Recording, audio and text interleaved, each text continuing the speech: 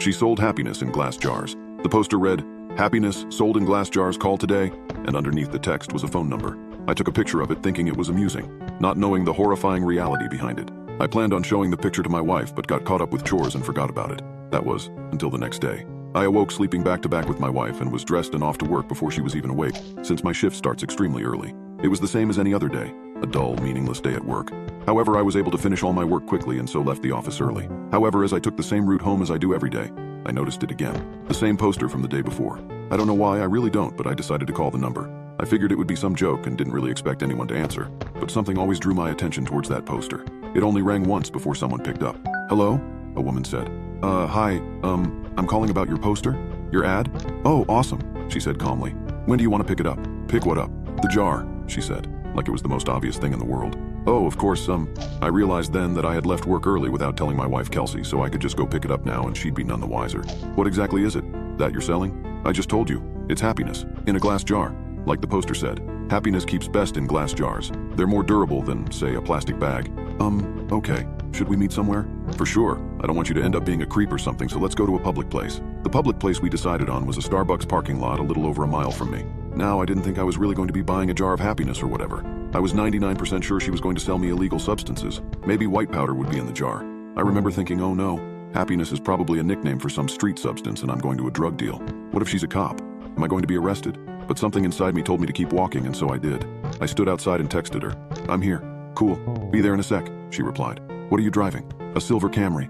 And as her final text came through, I saw her car pull in. She took a spot not too far from where I stood. I could see there was no one else in the car, which put my kidnapping fear to rest. She opened her door and stood on the pavement, looking around until her eyes met mine. I gave her a little nod of acknowledgement. She simply responded by waving her hand, gesturing for me to come over to her car, so I did. She was young, maybe mid-20s, with curly golden hair. I thought she looked like Glinda the Good Witch from The Wizard of Oz. "Nice day out," she said as a greeting. "Oh yeah, it is. Hadn't really paid attention to it. You were the one that called about the jar, right?" "Yeah, that was me." "Cool, well, here you go." She handed me a very small glass mason jar. It couldn't have been more than 2 inches tall. Inside of it was a light. Not a light bulb, just light. It was like someone bottled up sunshine. It glowed even in the mid-afternoon daylight. It looked like a tiny sun, or a tiny universe existing in this little crystal-walled home. I was admiring it with no attempt to hide the awe on my face. "Pretty rad, isn't it?" she said, smiling. Still extremely confused, I asked again, What is it?" "You've asked that like 3 different times, I think." "My answer is still the same. It is happiness. Happiness in a glass jar," she said as she started to get in her car. "Wait," I said. "I thought you were selling this. How much is it?" "Don't worry, man," she said with a smile. "You'll pay." She closed her door and I stepped out of her way as she backed up, then drove off. What the hell had just happened? What was I holding? I looked down at the jar again. Its radiance was simply mesmerizing. I put it in my pocket and could see its glow slightly through my pants. I began to walk home. What was just a nice sunny day quickly changed into a rainy one with clouds wrapping the sky. It was not forecasted that it would rain, or else I would have ridden the bus or subway to work that day. I jogged home trying not to get too drenched. I finally found shelter once I made it to my apartment building. I walked up to my door and found that my key wasn't on my key ring anymore. Crap. I can't believe I lost it again, I thought. I knocked on the door and said in a somewhat loud voice, "Hey babe, it's me. I don't know what happened to my key." I heard the door being unlocked from the other side. When the door opened, I was greeted by a large, heavy-set man with greasy hair and unkempt goatee. He said, "I think you got the wrong door, bud." "Oh," I said, disoriented. "My bad, sorry, have a good one." He let out a chuckle as he closed the door. "Apartment number 33. I know that was my apartment, I know it was. I'd been in apartment 33 for 5 years now, but that was not my apartment. From what I could see inside, all the furniture was different. It was painted a different color, it was all wrong. I felt like I'd hit my head and was drugged. In that moment, nothing made sense. I pulled out my phone to call Kelsey so she could calm me down and tell me I just got confused for a second. But her contact wasn't in my phone. In fact, nothing was in my phone. I had no messages with her, no previous calls, no pictures. It was like my phone reset to its factory settings. Did that girl somehow switch my phone out when I wasn't looking? I would have just dialed Kelsey's number manually, but I couldn't quite remember it. I had known it by heart before, but not anymore. I needed to get back to the office. I had all my contacts backed up on my work computer. Since it was still raining, I hopped on the bus, which had a stop right in front of the apartment complex. I rode downtown toward my office, the whole time staring at my wet shoes, wondering what the hell was going on. We have a keycard access to our building, so only authorized personnel can get inside. I always keep my access card in my wallet, always. But, surprise, surprise, it wasn't there. I buzzed into the speaker we had for guests with appointments or employees as a backup in case anyone lost or forgot their card. Hey, this is Tim. I must have lost my card. My employee number is... I stopped as I drew a blank. A voice came through the speaker. "Tim, you got cut out. What's your employee number?" I can't remember. That's fine. Just tell me your full name and department." Finance. I'm in finance." My full name is Tim Brooks. One sec. About 30 seconds later, the man spoke to me again. We don't have a Tim Brooks working in this building. Did you have an appointment with someone? I backed up in surprise, almost tripping on my own feet. I had just been in that office an hour or two ago. What was happening to me? I felt like I was getting Alzheimer's, but going through every stage in one day. I stared at my hands, unsure if I was in the right body.